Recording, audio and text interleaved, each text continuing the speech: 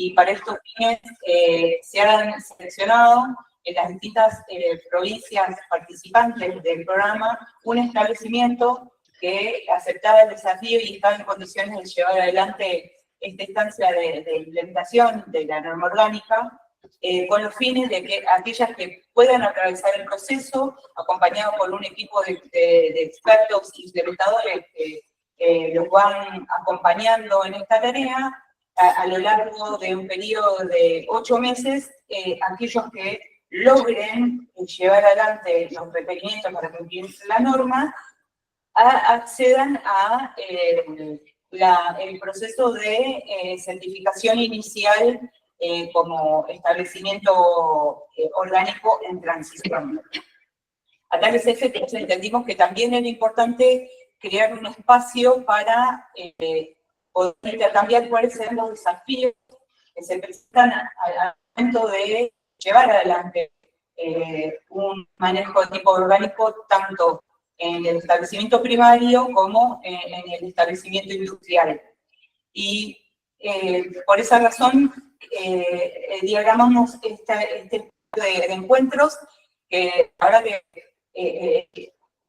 ubicamos que tiene mucha demanda y las tecnologías modernas nos han permitido que en este momento estemos llevando adelante esta actividad de forma presencial en este momento en las instalaciones del INTA de Mendoza. Estamos muy contentos y agradecidos de que el INTA nos reciba con la calidad de siempre, con equipos técnicos de primera línea, y lo estamos reproduciendo hacia las 15, hacia las 16 provincias que participan también del programa. El programa, la instancia del programa de los encuentros de capacitación, lo hemos diagramado 4 módulos.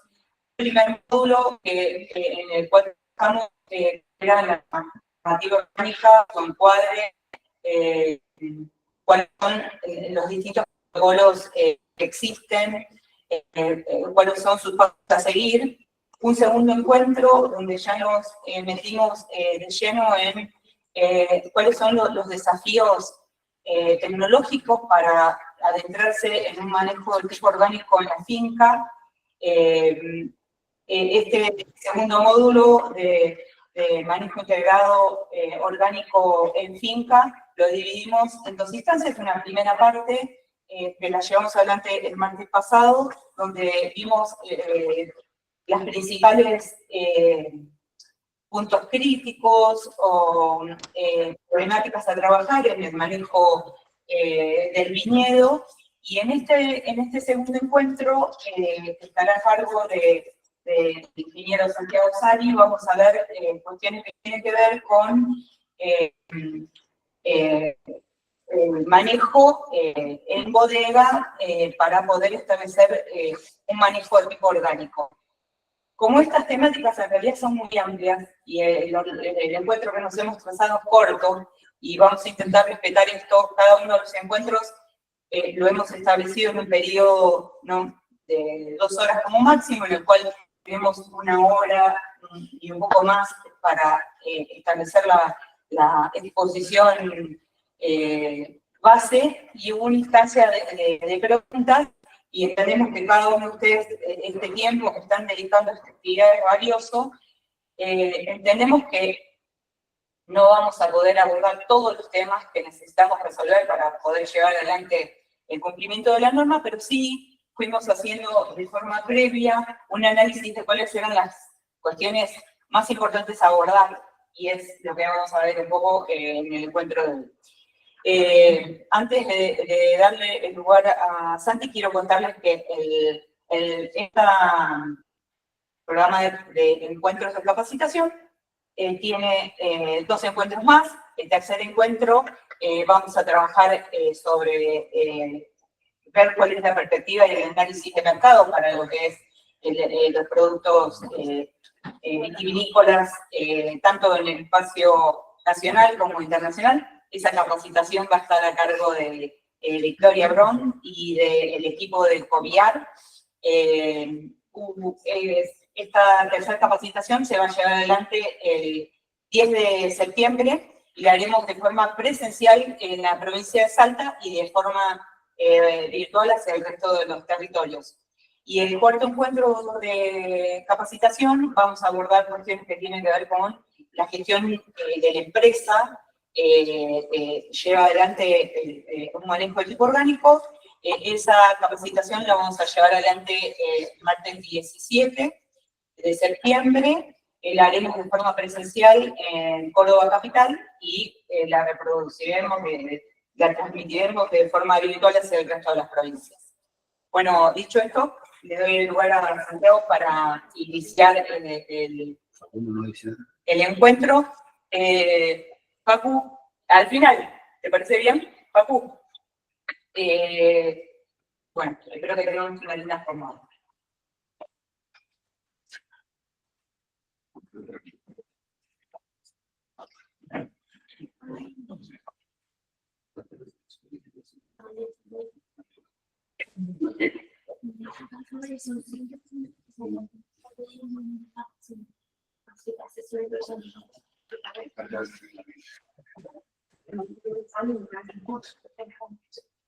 Hola, ¿me escuchan?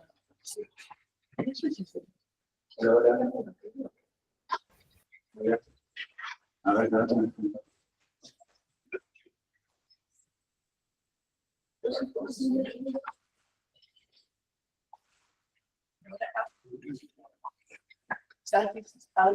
hola, hola, ¿se escucha? Hola, hola, hola. ¿No se escucha? Sí, se escucha. ¿Se escucha? Se escucha, se escucha. ¿Ya? Sí, se escucha bien.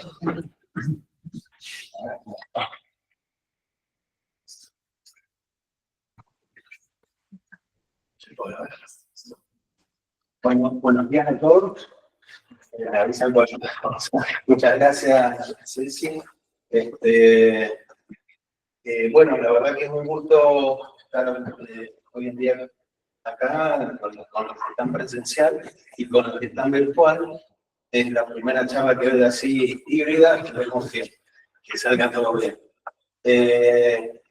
En particular, cuando nos convocaron para una capacitación del tema orgánico, pidieron que en la parte de transformación de la materia prima se viera el tema de reducción del anhídrido sulfuroso. En esta charla yo voy a abordar algunos para reducir el anhídrido sulfuroso, porque no han sido buscando eso, sino que vemos el efecto secundario que teníamos sobre microorganismos. Y después voy a pasar a contarles algunas estrategias que ya se encuentran incluso a nivel comercial para poder reemplazar incluso el uso del anhídrido sulfuroso. Voy a poner el tiempo. Bueno. En particular, ¿por qué se empezó a difundir el anhídrido sulfuroso en la industria? Esto no es nuevo, sino que ya datan algunos escritos del año 1400 del uso del anhídrido sulfuroso y cómo lo usaban en forma de mecha. Se quemaba una mecha de azufre para desinfectar los recipientes que habían contenido vino, donde habían hecho la fermentación. Entonces es una práctica que empezó a tener sus efectos positivos y se empezó a difundir. Y a difundir sobre todo porque tiene muchas ventajas el anhídrido sulfuroso y también por el bajo costo que tiene. Entonces, digamos que trascendió en la industria y empezó a usarse de manera masiva. Pero ahora, ¿cuál es el problema del anhídrido sulfuroso? Hay algunas personas que son sensibles, en el cuerpo se forman sulfitos y bisulfitos. Algunas personas que son sensibles pueden tener problemas de broncoespasmos, incluso algunos carecen de una enzima que es la sulfato oxidasa, o tienen poca cantidad de esa enzima, entonces pueden tener problemas estomacales. La Organización Mundial de la Salud lo declara como un alergénico, entonces los alimentos que contienen esto tienen un límite máximo para poder ser consumidos. ¿Cuáles son las funciones del anhídrido sulfuroso en la industria? es antimicrobiano, antioxidante. Son las principales, digamos, funciones que tenemos cuando empezamos a aplicar anhidro sulfuroso en el momento inicial de molienda. De esta manera, inhibe microorganismos que vienen del campo, esos microorganismos, sobre todo bacterias, levaduras no Saccharomyces, que son más sensibles al anhidro sulfuroso. Pero también al inhibir enzimas propias de la uva, que son polifenol oxidasa, protege aromas, color, sobre todo. Tiene algunas propiedades extras que que se fue conociendo, e incluso eso que dice que es solubilizante, tiene un sentido en una región de Italia donde utilizan una maceración sulfítica. Generalmente usan uvas de mucho color, la Anchelota, una de ellas, que ponen gran cantidad de anhidro sulfuroso y hacen esa maceración sulfítica por la propiedad que tiene el anhidro de ser mortificante de células. De esa manera se libera rápidamente el color y dosifican las otras partidas de mosto que tienen menos color, aportándole color con la Anchelota y también la corrección de anhidro sulfuroso respectiva. También se utiliza como clarificante, facilitando el desfangado en los vinos blancos. O sea, son varias las funciones que tiene en la industria y que por eso, digamos, se ha ido desarrollando. Cuando vemos las formas químicas presentes en el vino, tenemos tres formas: la forma molecular, la bisulfítica y la sulfítica.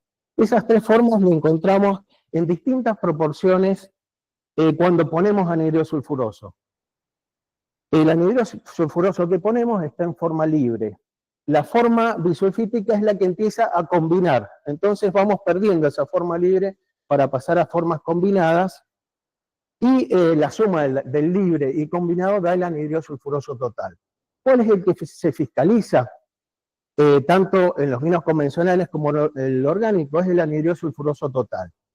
Que bueno, es la condición que tiene para poder circular, tiene un máximo permitido según el tipo de vino que tengamos. Acá tenemos en este gráfico, podemos ver, lo importante es el pH del vino, que tenemos, el pH del vino está comprendido entre pH 3 y 4.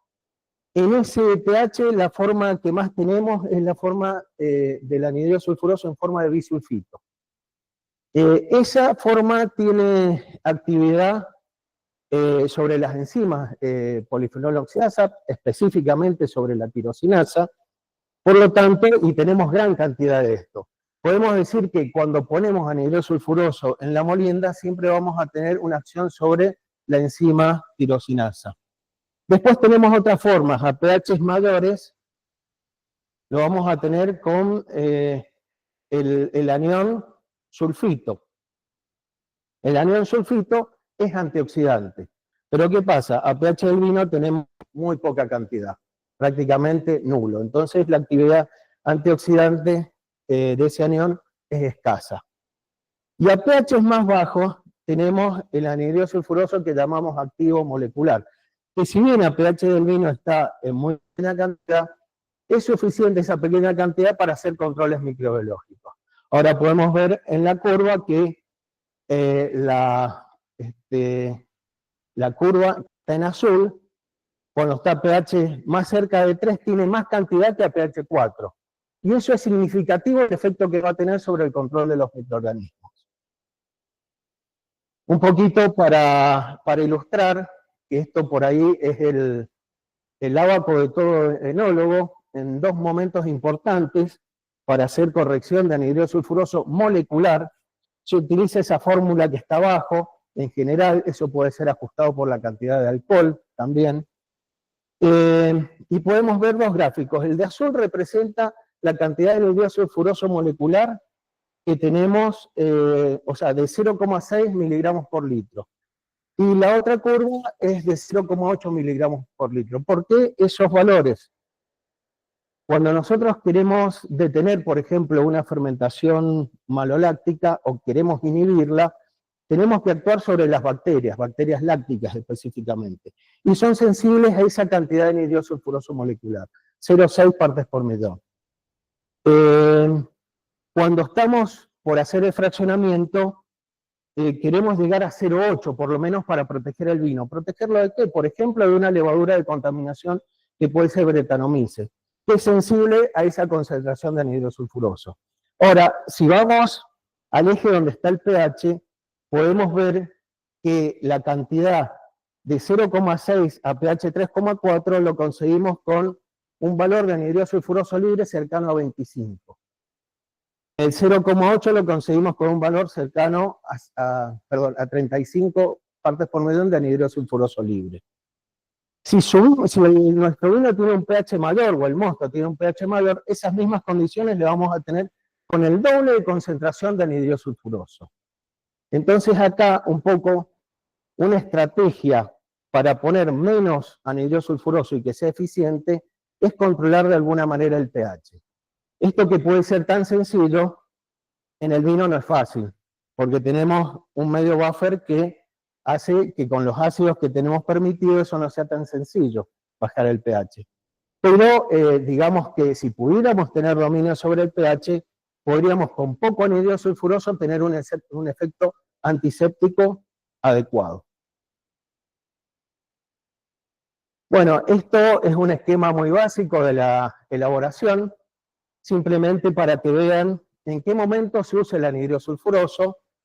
Acá podemos ver que está presente en toda la línea de desarrollo del proceso de elaboración. Cuando hablamos del ingreso de la materia prima, el transporte, en algunos casos se usa en forma de metabisulfito de potasio. Cuando ese transporte va a ser a granel, va a estar muchas horas antes de ser procesado, muchos le agregan la sal de metabisulfito de potasio en el camión.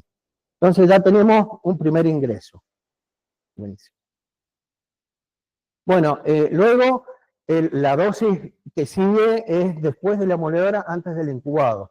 Principalmente para reducir la microflora que viene del campo y también para inhibir enzimas. Y después lo aplicamos en distintas fases del proceso con distintos fines, sobre todo de controlar la flora microbiana y evitar oxidaciones.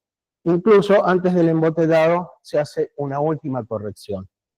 Podemos ver que todas las instancias de agregado anhidro sulfuroso va sumando una cantidad en el total del producto que queda en el vino.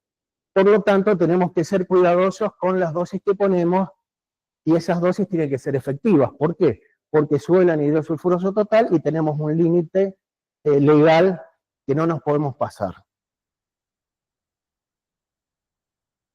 Acá tienen los límites legales, un poco simplificándolos. En la Argentina, el vino convencional tiene esos valores que van de 130 a 210 partes por millón. La legislación orgánica para Argentina establece 30 partes por millón menos que la convencional. Eso es muy parecido a las legislaciones de otros países. Y acá les quería hacer notar el mercado de Estados Unidos, que para que sea un vino orgánico no tiene que tener nada de anhidro sulfuroso agregado. Si tiene agregado, puede ser un vino hecho con uvas orgánicas, pero no es vino orgánico. ¿Cuánto tiene que tener? Menos de 100 partes por millón para que sea un vino de uvas orgánicas. Y para que sea un vino orgánico sin nada añadido, tiene que tener menos de 10 partes por millón. ¿Por qué? ¿Por qué nada? Porque la fermentación alcohólica también genera anhidro sulfuroso.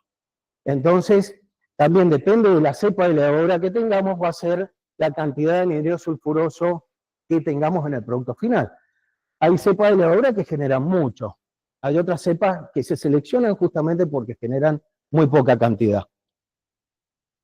Lo que tenemos que tener en cuenta es que tengamos menos de 10 partes por millón en ese vino que exportamos como orgánico a Estados Unidos. Bueno, como dato curioso, el vino convencional puede tener hasta 350 partes por millón en cualquiera de sus formas.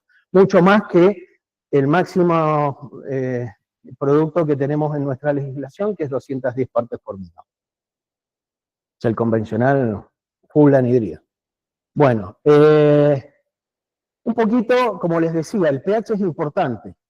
El pH es importante y hay distintas estrategias para poder regular el pH en el mosto. porque va a facilitar un montón de cosas, entre ellas, obviamente, la efectividad del anhidro sulfuroso.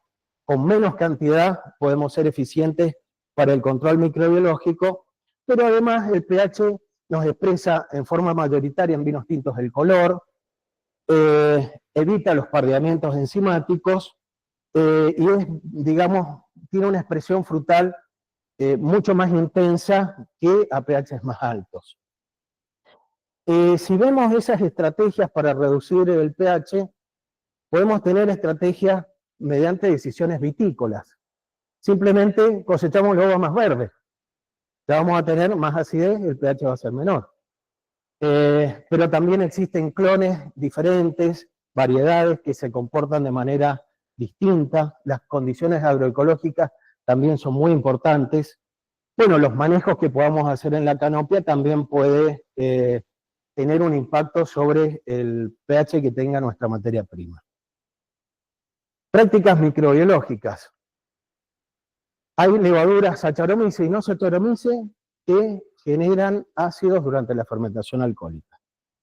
Sería una biocorrección de acidez. Por ejemplo, hay una levadura no Saccharomyces, la Lanchacea thermotolerans, que genera ácido succínico. Ácido láctico. Ácido láctico genera. ¿Cuánto ácido láctico? Muchísimo. Hasta 5 gramos por litro. Es un montón. Incluso hay que tener cuidado si trabajamos con esto, porque por ahí nos pasamos de cantidad de ácido láctico y sensorialmente no queda agradable. Entonces lo que tenemos que ver en este caso es de usarlo como un componente para corte, para mejorar la acidez de otros vinos. Pero es una herramienta microbiológica que ya está comercial, incluso. Tenemos otras prácticas enológicas, las más comunes, la aplicación de ácidos orgánicos, poco efectiva por el efecto buffer que tenemos en el vino, sobre todo por la cantidad de potasio que hay. Ácidos orgánicos como el tartárico, el málico, el cítrico, incluso el láctico están permitidos para corregir la acidez. Las resinas de intercambio iónico, que también es una práctica que es bastante efectiva, tiene cierta complejidad en su aplicación para poder regenerarlas, porque utiliza ácido clorhídrico, ácido sulfúrico, lo que hace que no siempre esto sea una herramienta estratégica para muchas bodegas. Y acá quería proponerles un ensayo que hicimos de reemplazo por mosto o vino verde. Fue un ensayo que empezamos por otros motivos, digamos, de bajar alcohol en particular, y vimos que tenía un impacto sobre la acidez y el pH. Entonces acá les quiero ilustrar brevemente cómo es esta técnica que a nosotros nos dio buenos resultados, y hay bodegas que lo están haciendo, lo están aplicando, bodegas de incluso alta gama y de baja gama para sus distintos productos. Este ensayo fue uno de los primeros que hicimos allá por el año 2017, en la cual cosechamos una uva en Envero. En Envero, en este caso, usamos uva blanca, hemos probado con uvas tintas, con uvas de alta calidad enológica y con baja calidad enológica. Eso no es el motivo por el cual la elección de la uva, pero sí en Envero. ¿Por qué en Envero? ¿Por qué no antes? Porque en Envero los tejidos empiezan a ablandar y es más fácil sacar jugo. Si cosechamos antes, eso es mucho más difícil. Por lo tanto, la propuesta es cosechar en Envero para tener algo de jugo. Ese jugo tiene una acidez, un bajo pH, y además tiene muy baja concentración de potasio y de cationes que pueden hacer subir el pH. Eso lo guardamos en frío en el caso del jugo verde, y una parte también la vinificamos y hacemos lo que llamamos un vino verde. Eso lo usamos, en este ejemplo tienen un trabajo que se hizo con Malbec, en los cuales se cosechó una uva con una cosecha de 13 grados de alcohol potencial, y otra con 14,5 de alcohol potencial. Ese del 14,5 era el momento de mayor concentración de polifenoles, o sea, una madurez fenólica adecuada. ¿Qué queríamos hacer con ese vino de 14,5? Llevarlo al de la primera cosecha, agregando mosto verde, vino verde, y también reemplazando parte del mosto por jugo verde y mosto verde. Esos eran los 4 tratamientos que que tienen ahí en la imagen. Bueno, obviamente no les voy a mostrar los resultados del punto de vista fenólico, sí vamos a ver los resultados desde el punto de vista del descenso de pH. Fíjense, se lograron descensos en todos los tratamientos mayores a 0,15 unidades de pH. Eso significativo respecto al control de 14 grados y medio, incluso valores más bajos que la primer cosecha de 13 grados. Uno puede decir, bueno, pero eso tiene un impacto sensorial, ese cambio de pH. Sí, en algunos casos sí, pero fíjense en el gráfico este que pueden ver el análisis descriptivo hecho mediante una técnica que se llama CUEA, donde pueden ver que la primera cosecha, el atributo que se destaca es el herbáceo. Todos los demás tratamientos no aparece el herbáceo en los vinos ensayados.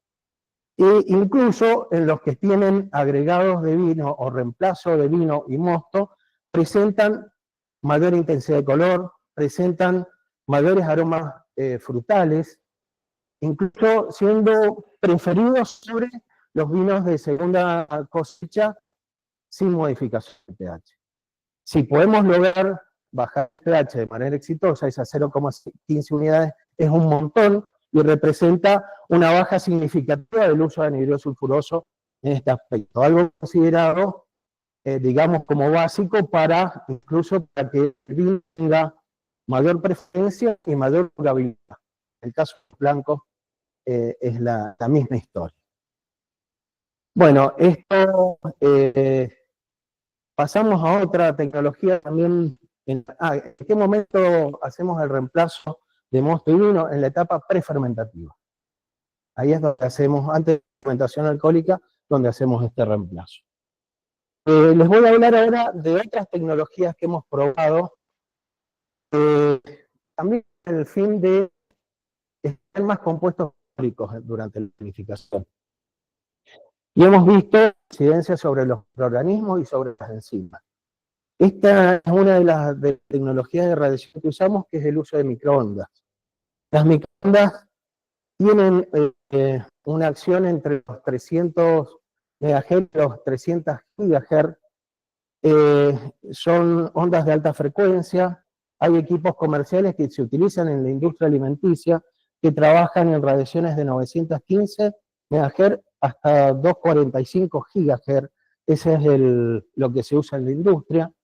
En la industria enológica hay varios ensayos. Nosotros empezamos trabajando con hornos microondas caseros, luego conseguimos un túnel de microondas más grande para ver el efecto que tenía y empezamos a estudiarlo. Bueno, acá les voy a... ¿Cuál es el efecto de las microondas? Realmente necesitan un medio acuoso, esas ondas se difunden, crean en el agua como un mecanismo dipolar, las ondas crean un campo electromagnético y las moléculas de agua se van orientando en función del campo electromagnético.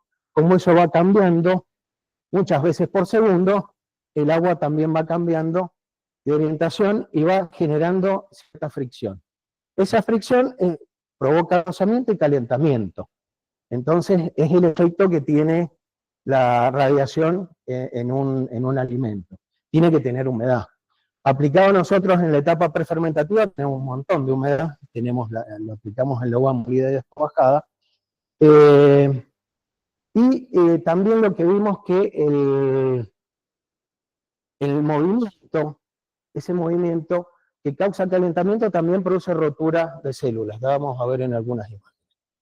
Acá les cuento una estrategia que hicimos sobre todo para extraer más compuestos fenólicos, pero lo que probamos esta radiación en la etapa prefermentativa de una vinificación de Malbec a distintas temperaturas, llegando a microondas a 40, 50 y a 60 grados. Acá podemos ver que hay un descenso de la cantidad de microorganismos significativa, la cantidad de hongos y levaduras a mayor temperatura. También podemos ver que a mayor temperatura hay un efecto sobre la actividad enzimática. Eso podemos verlo un poco mejor en este otro estudio que hicimos, Acá trabajamos con la variedad Bonarda. Este es un ensayo que veíamos cómo potenciar a la variedad Bonarda de taninos. Por lo tanto, el ensayo lo complejizamos con agregados de escobajo. A ver que ahí tienen 10 tratamientos, tienen control y todo el resto por microondas, está dividido en dos. Esos de control y microondas, una parte está con una cantidad con 50% de escobajo y otra con 100% de escobajo. El escobajo incluso tratado por microondas y sin tratar por microondas, teníamos distintos tratamientos sobre el escobajo. Bueno, acá las microondas las tratamos de regular para que la temperatura llegara a una temperatura entre 40 y 45 grados, no más de eso. ¿Qué resultados obtuvimos con esto? Una disminución significativa de todos los tratamientos con microondas sobre los hongos filamentosos, sobre las levaduras, sobre las bacterias acéticas y sobre las bacterias lácticas. Bien, acá, bueno, esto es significativo. Fíjense en esta fotografía del microscopio cómo la imagen que dice control tiene dentro de las células las vacuolas que tienen la materia colorante y cómo desaparecen cuando se produce un tratamiento por microondas. De esta manera también esa radiación lo que provoca es la facilidad de rápidamente disponer de materia colorante del ollejo, porque esto, si prensamos directamente el tratamiento prefermentativo de uva, ya vamos a tener una gran cantidad de color. Bueno, y la actividad enzimática, que en este caso medimos la pectinasa y la celulasa, perdón, en el caso de microondas fue nula, que tuvo una acción prácticamente total sobre las enzimas. Dentro del estudio de radiación también se empezó a difundir en el medio una tecnología que es el uso de ultrasonido. Esta, a diferencia de la anterior, ya hay equipos comerciales para la industria enológica. Es una tecnología que trabaja por encima de los 20.000 Hz y tiene el principio de funcionamiento de provocar cavitaciones en una solución líquida. Es la cavitación. La cavitación se produce cuando estas ondas atraviesan una superficie líquida generando microburbujas. Esas microburbujas que están sometidas a alta presión, lo que hacen es aumentar el volumen y disminuirlo. Eso, en muchas secuencias, en un momento provoca una implosión. Esa implosión que provoca genera puntos, pequeños puntos calientes, de unas temperaturas del orden de los 5.000 Kelvin y una presión de 1.000 atmósferas. Eso tiene un impacto en un efecto físico sobre la solución que está atravesando, químico, generando radicales libres, generando turbulencia, agitación, colisión, y potencia la extracción, ablandando los tejidos, provocando expansión de los tejidos, la disrupción de la superficie de los tejidos y aceleración de la transferencia de masa. Ese es el efecto de las ondas de ultrasonido. En particular, esas ondas, el proceso de vinificación, se puede aplicar en la etapa prefermentativa, se puede aplicar en la etapa de fermentación, se puede aplicar en la etapa de crianza y maduración con algunas particularidades. Si nosotros lo aplicamos para inactivar, para romper células del ollejo, necesitamos aplicar durante mucho tiempo y mucha energía, lo que hace una intervención bastante costosa de la técnica. En la fermentación, la técnica cuando se aplica durante un corto tiempo, lo que hacen los microorganismos es alentar a que se reproduzcan, porque genera microporos en la membrana, se libera parte del contenido citoplasmático y estimula a la multiplicación celular. Pero si eso dura un poco más de tiempo, las células de los microorganismos se mueren, provocando una esterilización. Entonces, puede tener un doble efecto según el manejo de esta radiación. Y lo que nosotros hemos trabajado, y hay bien antecedentes en el mundo de esto, es en la parte de crianza y maduración. Acelera la crianza, obviamente de los vinos tintos, se producen cambios químicos que son positivos para la estabilización del color, generando moléculas más estables en el tiempo. Y bueno, y tiene un impacto sobre la calidad sensorial, siendo los reportes bastante positivos. Entonces acá, yo le voy a mostrar acá un ensayo que hicimos aplicando las dos radiaciones, comparando la microondas con ultrasonido. Pero además le sumamos el uso del chip de Sarmiento. Esto es bueno, un estudio que venimos haciendo para ver la actitud que tiene esta madera en el comportamiento de la materia prima, de los vinos. Este ensayo en particular tiene un tratamiento control que tenía radiación, tratamiento con microondas y tratamiento con ultrasonido. ¿En qué etapa? En la etapa de crianza del vino, cuando ya está el vino terminado. Tenemos sarmientos sin tostar, que fue un ensayo que hicimos, después hemos hecho otro con sarmientos tostados, en los cuales pusimos distintas maderas de variedades de sarmiento, desde Bonarda, Asperin-Boucher, Tanat, para ver si había una influencia de la madera en sí. Bueno, esto después puede dar para otra charla el tema de sarmientos en particular. Lo que quería apuntar acá es el tema microbiológico, y acá vemos que tanto las radiaciones de microondas y ultrasonido tuvieron un efecto sobre los grupos de microorganismos. Todos sacaron las bacterias lácticas. La microonda fue más efectiva en todos los grupos, incluso de los hongos, y también vimos que los sarmientos tenían un efecto de reducción de la población de bacterias lácticas. Pensamos que es por el alto contenido de proantocianidinas que tiene esto y que aportan y que producen una disminución de estos microorganismos en particular. O sea, sin la radiación había un efecto de disminución de ese grupo de microorganismos. Bueno, acá tienen un poco las características químicas de los vinos, cómo se distribuyeron los tratamientos. Fíjense que ahí donde dice periantocianina es muy importante porque es algo que buscamos para la estabilización del color y lo conseguimos con los tratamientos de radiación. O sea, un color más estable en el tiempo, sin pasar por una barrica, simplemente pasando por una radiación en la etapa esta, cuando ya está el vino terminado.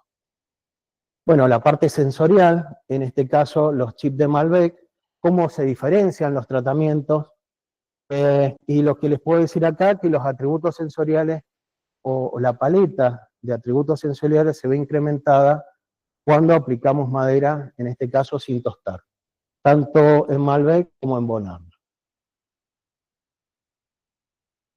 Bueno, finalmente las radiaciones es una estrategia para aplicar en el proceso prefermentativo. Tiene ventajas sobre la actividad enzimática, o sea, disminuye la actividad enzimática de las enzimas oxidativas, reducción importante de la carga microbiana, extracción de metabolitos volátiles y no volátiles, y en todos los casos el impacto sensorial ha sido distinto y positivo. En el proceso de crianza es muy eficiente para vinos tintos y vinos blancos. Hemos visto la aceleración del proceso de añejamiento y la estabilización del color y la complejidad aromática aportada por estas radiaciones. Como les dije, el ultrasonido, hay equipos desarrollados para la industria enológica. En los microondas todavía no está el equipo desarrollado para esta industria. Bueno, es una alternativa económica, también con una energía de bajo costo, a diferencia de otras tecnologías que se aplican en la industria, que son diferentes en los conceptos o en las variables que intervienen, pero en algún caso, algunas tecnologías de estas reemplazarían, por ejemplo, algunas cuestiones de lo que es termomaceración, flash expansión, en donde rompemos las células del ollejo, liberamos rápidamente el color. Acá con microondas hemos visto ese efecto que sucede a temperaturas bajas, por lo tanto no perdemos los componentes varietales aromáticos que con otras tecnologías que son más intensas, eso se pierde totalmente. Bien, otra línea de trabajo que venimos haciendo, esto es el uso del ácido fumárico. Acá ya viene un elemento que puede reemplazar directamente en una parte el uso del anhidro sulfuroso. El ácido fumárico ha sido autorizado por la OIB para ser utilizado en la industria y localmente fue autorizado hace muy poco a través de una resolución del INB.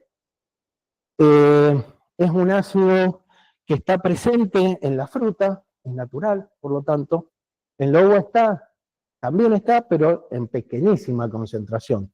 De hecho, casi no sale ni reportado ni siquiera. Se utiliza como antiséptico, está permitido por usar en alimentos. El tema es que tiene un problema en los alimentos y que tiene una muy baja solubilidad en medio acuoso. Ese es el inconveniente. Es más soluble en medio hidroalcohólico. Entonces es ahí donde radica un poco la posibilidad de un medio hidroalcohólico, que es el vino, utilizarlo esto como un antiséptico. En este ensayo en particular, bueno, y tiene una particularidad. ¿Dónde lo ponemos? ¿En qué parte del proceso? No lo podemos poner en la etapa prefermentativa, porque en la etapa prefermentativa la levadura lo consume. Entonces pierde efectividad. Pero cuando termina la fermentación alcohólica, ahí podemos ponerlo. En este ensayo en particular fue un ensayo que tenemos tratamiento, el tratamiento C es el control. Cuando termina la fermentación, sembramos bacterias lácticas para hacer la fermentación maloláctica. El tratamiento C no tiene ningún agregado. Cuando vemos el gráfico de ácido málico, vemos que ese tratamiento lo consumió todo, por lo tanto, las bacterias lácticas actuaron sin problema. El tratamiento F1 tiene agregado 0,6 gramos por litro de ácido fumárico. Ahí, cuando terminó la fermentación alcohólica, inoculamos primero, agregamos el ácido fumárico y como vemos, no hubo descenso del ácido málico, por lo tanto la fermentación maloláctica no concluyó. El F2 tiene agregado ácido fumárico en mayor concentración. Esto también es la idea de un estudio que estamos haciendo de ver cómo impacta sobre la acidez, a ver si lo podemos utilizar para mejorar la acidez también. Y en este caso, a dosis mayor tuvo el mismo efecto que la dosis menor. El tratamiento T es adición de ácido tartárico más anhidro sulfuroso. Y vimos que la fermentación maloláctica, si bien no consumió todo, pero consumió una gran parte del ácido málico. De hecho, algunos enólogos consideran que cuando tiene menos de 0,3 gramos por litro de ácido málico, la maloláctica está terminada. Es el caso del tratamiento T. Y el tratamiento B no tiene el agregado tartárico, tiene el agregado anhidro sulfuroso, tiene un comportamiento similar. O sea, a pesar de que lo pusimos para que no hiciera la fermentación maloláctica, agregándole bacterias y dándole las condiciones, el efecto del anhidro sulfuroso es escaso, siendo un efecto muy interesante el que logramos con el ácido fumárico. Esto para evitar la fermentación maloláctica, pero también lo podemos poner al final de la fermentación maloláctica. La ventaja que tiene es que el anhidro sulfuroso se combina, va perdiendo efecto el molecular, o va disminuyendo el libre, obviamente, y el ácido fumárico permanece estable durante bastante tiempo. O sea que el efecto antiséptico se mantiene mucho más que el del anhidro sulfuroso, que es inmediato. Bueno, una práctica interesante para ser considerada en esta etapa, les vuelvo a repetir. Bueno, volvemos ahora, ya vamos a salir de algunos ensayos que hemos visto para pasar a cosas más puntuales de reemplazo del anhidro sulfuroso. Y una práctica, digamos, bueno, el efecto que tenemos del uso del sulfuroso en la etapa inicial es para evitar oxidaciones. Esas oxidaciones para inhibir la enzima tirosinasa, que es la que tenemos en la uva, que lo que hace es provocar oxidaciones en los polifenoles, generar quinonas. Esas quinonas son altamente reactivas, altamente oxidantes, nos provoca en los mostos pigmentos marrones, nos genera aldehídos, etanol, metanol, que generan sensaciones odorantes que no son agradables. Son los aromas de oxidación que comúnmente conocemos. También podemos ver aromas frutales, sobre todo en variedades que tienen compuestos trolados, como puede ser un Sauvignon Blanc. Esto se oxida muy fácilmente cuando no evitamos este proceso. Por lo tanto, tenemos disminución del color, disminución de aromas, disminución de la tipicidad varietal. Esto es una etapa crítica justamente en la etapa prefermentativa, pero también puede venir desde el transporte de la materia. Y en el caso de vinos blancos, en la parte de fangado, en la estabulación en frío, que tienen digamos, una condición del mosto, teniéndolo durante cierto tiempo a temperaturas bajas, pero sin protección y con posibilidades de producirse oxidación. Esto es una técnica que está muy difundida para los Sauvignon Blanc, en particular eso de estabulación en frío. Bueno, ¿cuál es la alternativa natural que tenemos? El glutatión. Esto es conocido desde hace mucho tiempo, el empleo del glutatión. ¿De dónde sale el glutatión? Es un tripéptido que está presente en las levaduras, tanto Saccharomyces como no Saccharomyces.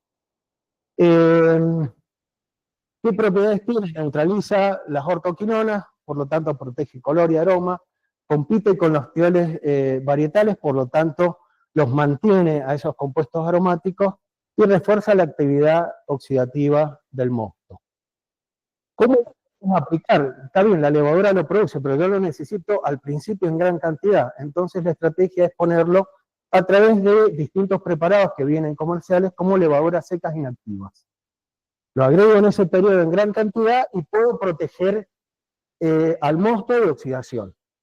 Entonces, sin usar anhidro sulfuroso. Hay ensayos reportados de Sauvignon Blanc, comparando con anhidro sulfuroso, y en el caso del uso del glutatión tiene 45% más de compuestos tiólicos que el control con anhidro sulfuroso. Entonces es bastante eficiente. Reemplazamos el anhidro sulfuroso, bajamos la cantidad o lo eliminamos, y de esta manera tenemos un elemento que nos controla la oxidación en este primer momento.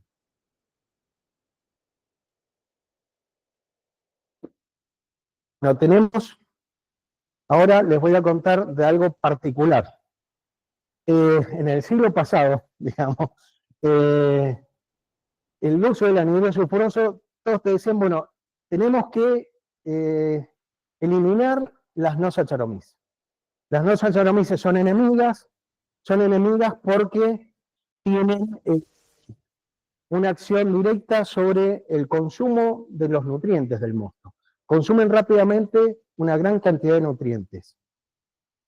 Levaduras que están en la uva, que están en el campo, que pueden estar contaminando los recipientes que contienen la fermentación. Tenemos, además de ello, inician la fermentación alcohólica porque están en gran cantidad, son las que están en mayor cantidad en la uva.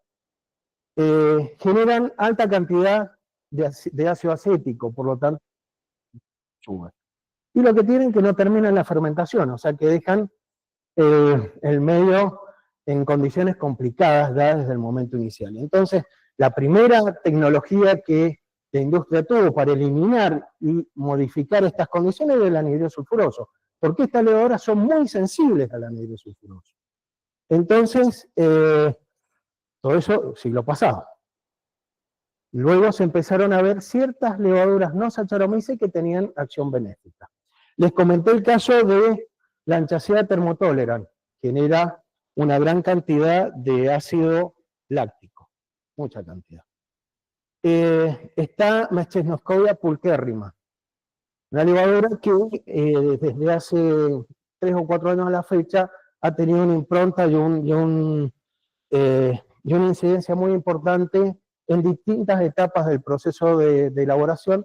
¿Por qué? Porque consume oxígeno, porque genera ácido pulquérrimo, tela el cobre y el hierro, por lo tanto evita oxidaciones. controla poblaciones de microorganismos, también de otros microorganismos.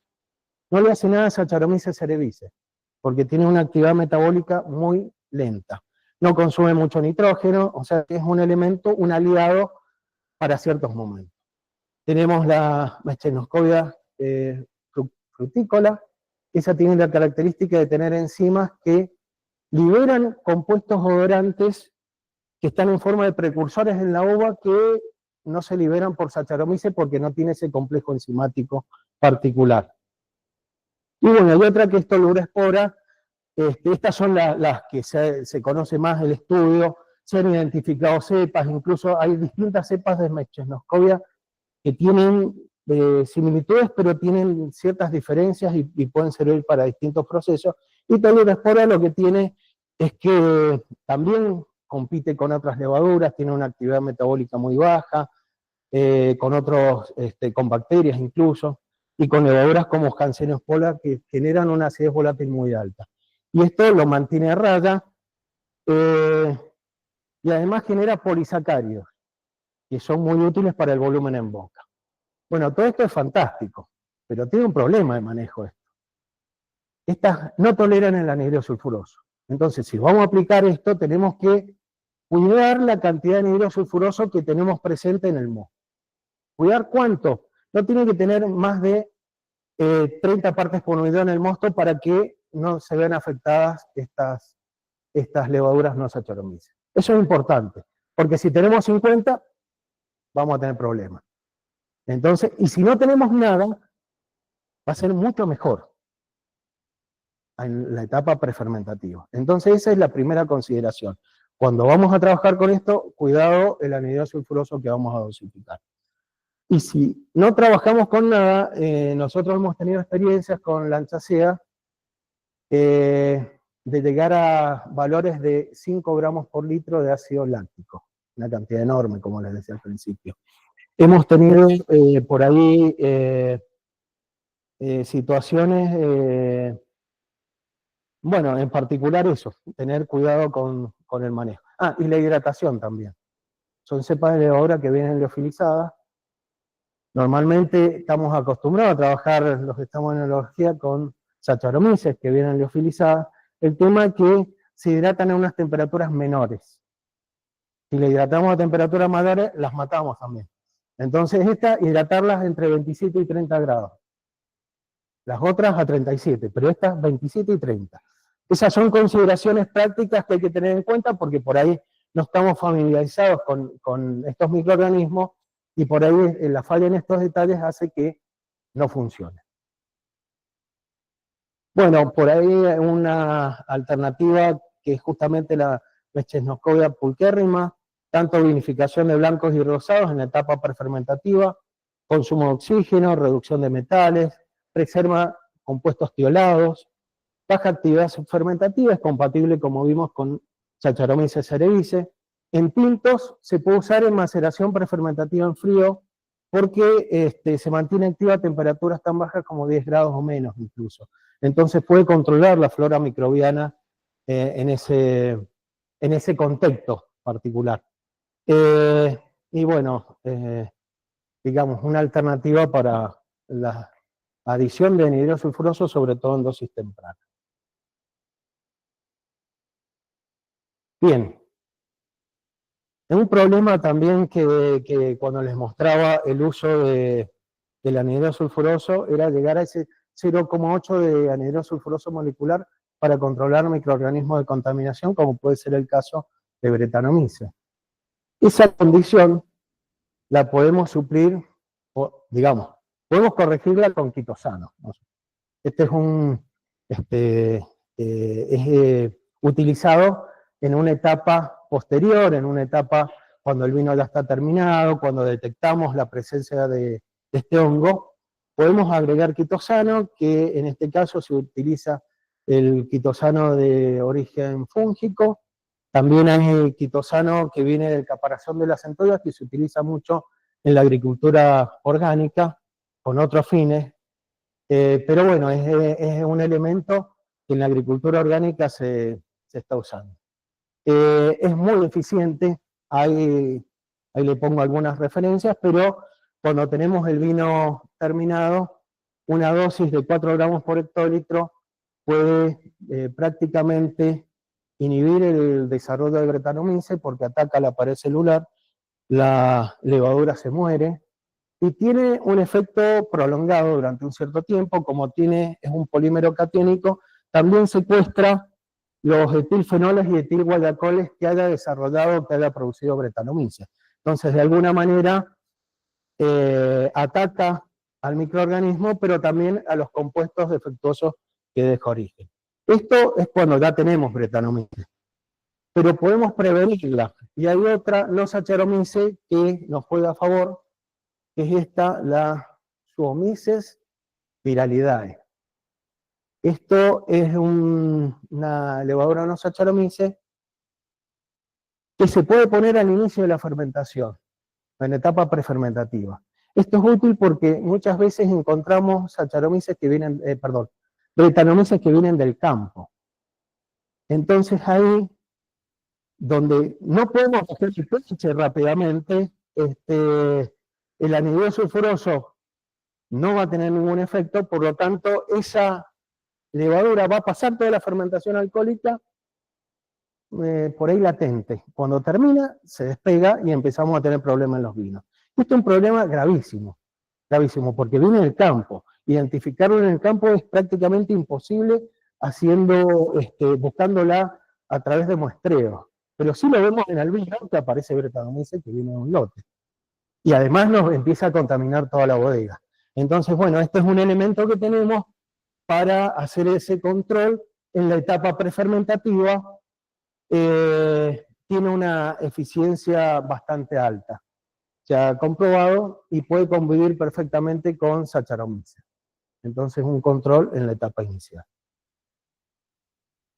Bueno, acá un poco les he comentado varias técnicas en ese proceso fermentativo inicial que les mostré.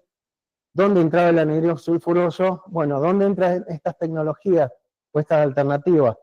La bioprotección la podemos poner en la uva. Es algo que se está fomentando. Esa Mechesnoscovia pulquérrima la podemos poner liofilizada en el camión.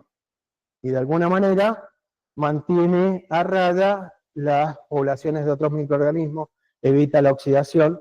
No usamos metabisulfito de potasio. El tema del metabisulfito, que bueno, también es mortificante de células, si lo ponemos sobre escobajo, nos puede liberar contenido del escobajo también, por eso habría que evitarlo. Bueno, con esta Mechesnoscovia no tendría ese problema que tiene el anhídrido y podríamos tener esa bioprotección. Como tratamientos prefermentativos, las reacciones son eficientes bajando la cantidad de microorganismos, pero también Mechesnoscovia pulquérrima es una no Saccharomyces aliada. El uso de glutatión para contrarrestar oxidaciones. La misma Mechesnoscovia consume mucho oxígeno, entonces tendríamos el problema resuelto. Podemos agregar levaduras como la Lanchacea termotolerant para generar más cantidad de ácido láctico. Y bueno, la última Saccharomyces que vimos para prevenir el control de Brettanomyces. Obviamente son estrategias que podemos tener combinadas o depende de las condiciones que tenemos. Esto requiere un trabajo, requiere observación, requiere estudio. No podemos dar una receta y eso es la condición. Pero sí tener a mano distintas estrategias. Y acá tenemos en las distintas etapas el ácido fumárico, si queremos inhibir la fermentación maloláctica o si la queremos detener. Los chips de Sarmiento, tenemos una cierta acción preventiva sobre las bacterias lácticas o inhibitoria de bacterias lácticas. También las radiaciones para favorecer la crianza, pero también sobre los microorganismos. Y bueno, el uso de quitosano en el caso de que tengamos una actividad de Brettanomyces presente o detectada. Esto, como les digo, son distintas herramientas que tenemos en la, digamos, en la vinificación. Muchos enólogos que trabajan con vinos sin anhidro sulfuroso Lo hacen porque dicen que es más natural. Tengan en cuenta que la levadura lo genera, o sea que siempre podemos tener algo de interior sulfuroso. Es un aliado importante, pero muchos dicen, bueno, de manera natural no lo agregamos. La agricultura o la vinificación de vinos orgánicos le pone un límite menor. Ciertos mercados exigen no utilizarlo. Entonces tienen a mano distintas herramientas para reducirlo o no utilizarlo. Muchas de estas técnicas son recientes también. Han sido estudiadas a nivel de laboratorio, a nivel de escala piloto, se están empezando a utilizar a escala industrial. No todas ellas han sido usadas a escala industrial, y hay que ver las condiciones de cada uno de los lugares.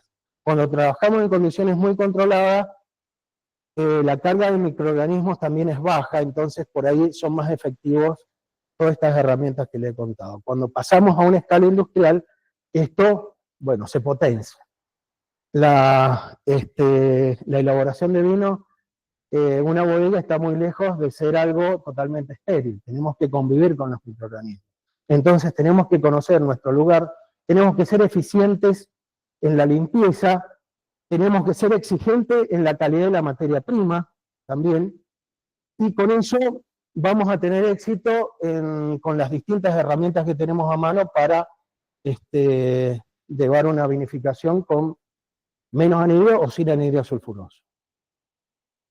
Bueno, parte de los trabajos que les he mostrado, han participado estas personas que forman parte de nuestro equipo de trabajo: Aníbal, Paula, Esteban, Martín, las microbiólogas Valeria y Laura, y Mariela son parte del equipo de trabajo. Esto que les he mostrado es una partecita que en algunos casos fuimos viendo por otros motivos, pero también vimos la parte microbiológica que pasaba, y bueno, después hemos hecho ensayos con estas tecnologías sin usar el anhidro sulfuroso y con éxitos bastante buenos. Les cuento así rápidamente otras líneas de trabajo que llevamos adelante: el empleo de ácido fumárico, pero no como antiséptico, sino como mejorador de la acidez; la caracterización química y sensorial de las variedades criollas. Es un trabajo que venimos siendo parte de un equipo interdisciplinario. Nosotros vemos la parte química y sensorial y de vinificación. Tecnologías de vinificación aplicadas a variedades criollas europeas. El uso de sarmiento, que le mostré el efecto que tenía en los microorganismos, pero estamos viendo qué pasa en vinos tintos, blancos y también en destilados de uva. La caracterización química y sensorial de Malbec de diferentes regiones de Argentina, un trabajo que estamos haciendo en conjunto con la Agencia de Ciencia y Técnica y la COVIAR, que apoyan este trabajo. El estudio de microrregiones dentro de la denominación de origen Luján de Cuyo. Vinificaciones a escala piloto de campo para conocer el impacto en el producto final. Acá vinificamos ensayos que trabajan sobre portainjertos, sistema de conducción, orientación de hileras y prueba de productos fitosanitarios, y vemos el impacto de esa variable en el producto final. Caracterización de cepas de levadura, bacterias y insumos enológicos en desarrollo con proveedores de insumos mediante convenios y servicios.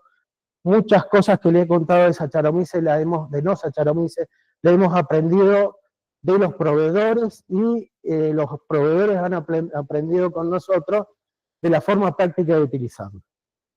Y bueno, tenemos también, desarrollamos el curso superior de degustación de vino, que tenemos una edición prontamente ahora en septiembre. Y bueno, me faltó poner ahí como una difusión está el curso microbiológico que se empieza en septiembre. La gente de microbiología enológica de la estación experimental dicta todos los años un curso, que para el que quiera aprender un poco más de técnicas microbiológicas es una buena oportunidad. Bueno, muchas gracias.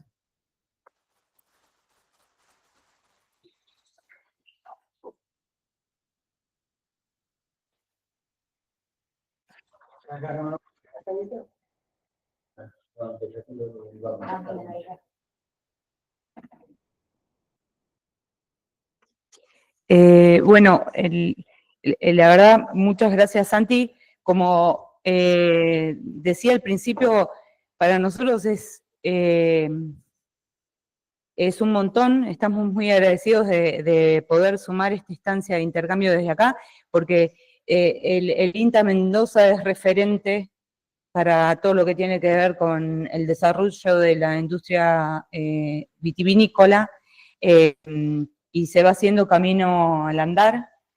Como vos comentabas recién, tanto de la fase de I+D, como desde la instancia de los distintos productores y las empresas privadas, se está trabajando sobre esta línea, ir viendo cómo dar respuesta tanto a la instancia de trabajar en la producción de vinos de forma orgánica, que es lo que nos convoca de forma general, como en las estrategias de posicionamiento y diferenciación de producción a través de instancias de manejo, de protocolos sin sulfitos.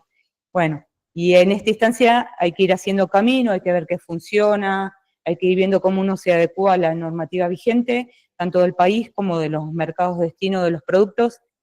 Así que, en síntesis, agradecer el esfuerzo que se hace de forma individual y colectiva en este proceso de construcción.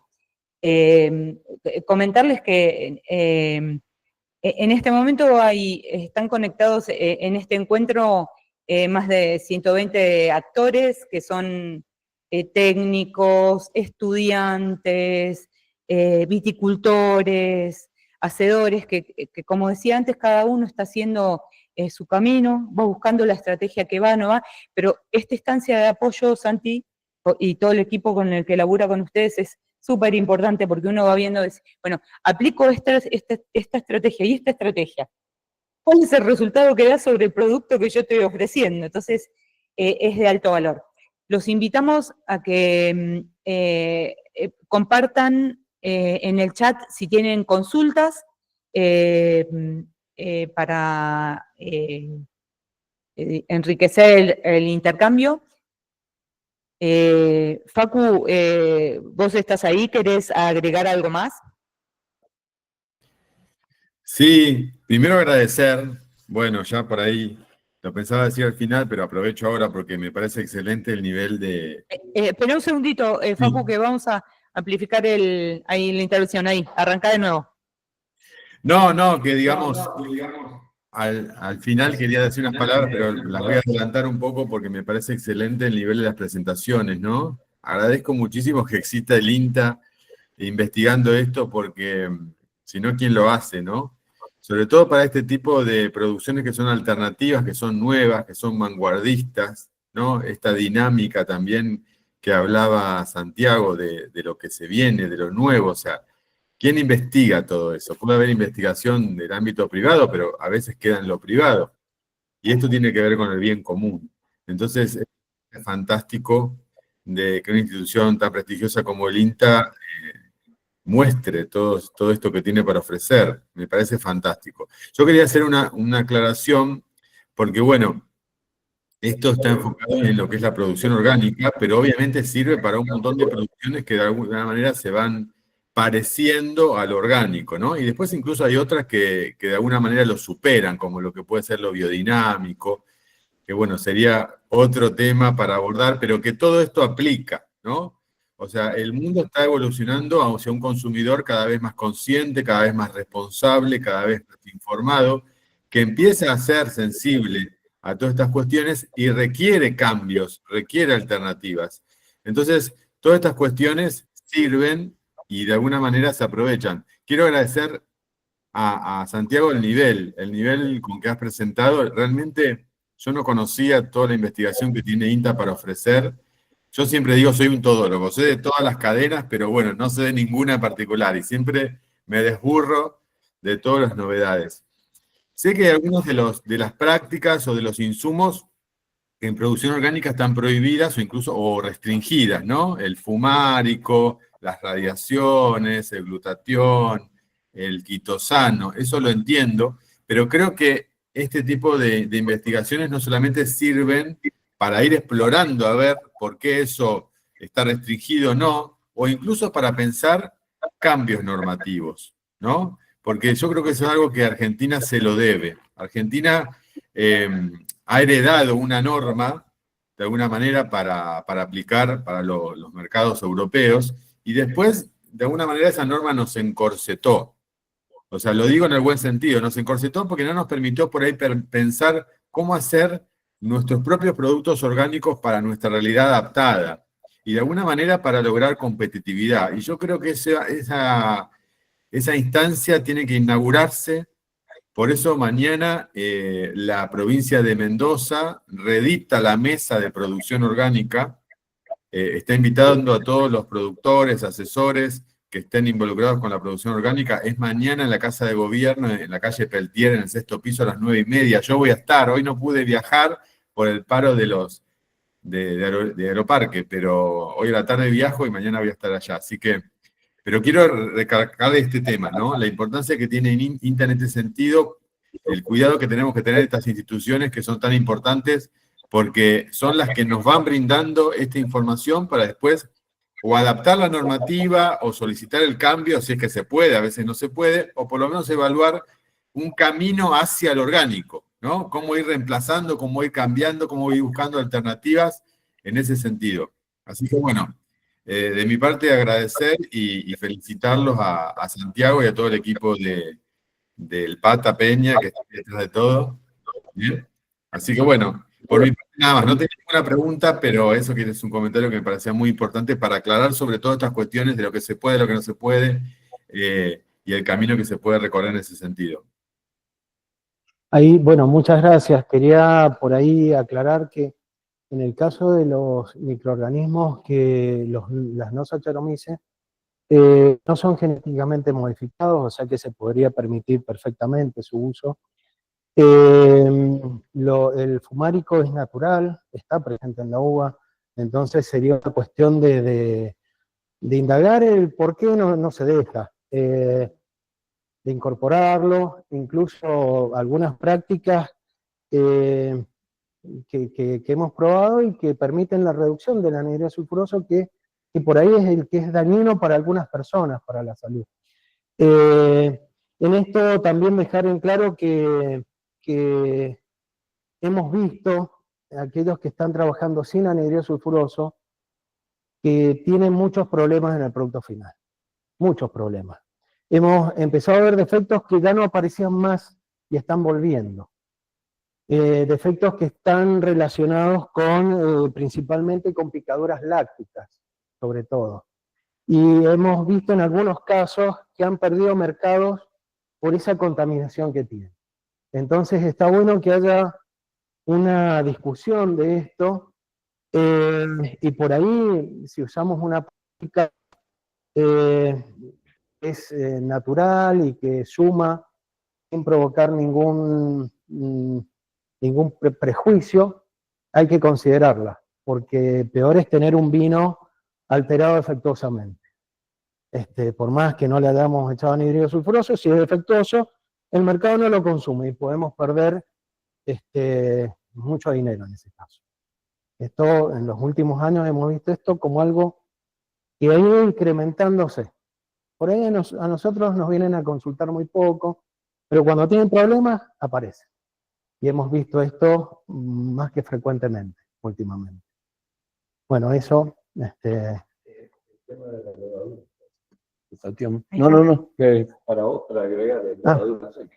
Sí, inactiva. Claro, agregás levaduras inactivas.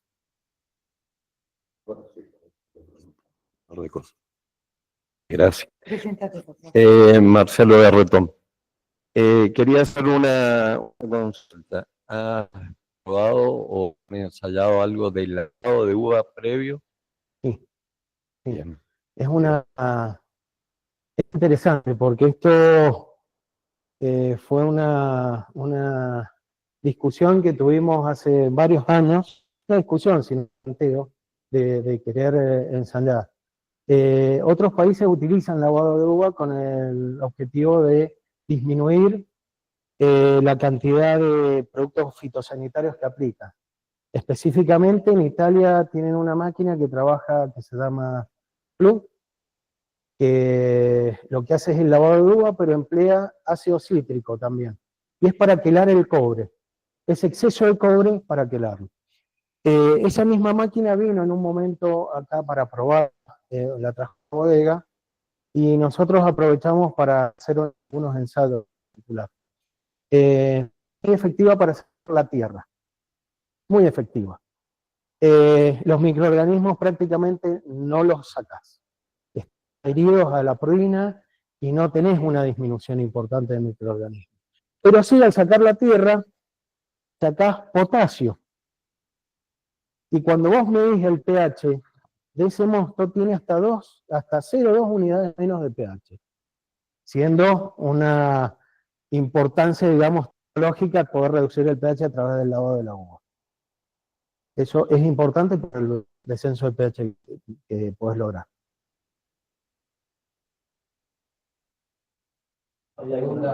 Ahí, Ceci, iba a hacer otra pregunta. ¿Ahí? ¿Les querés decir?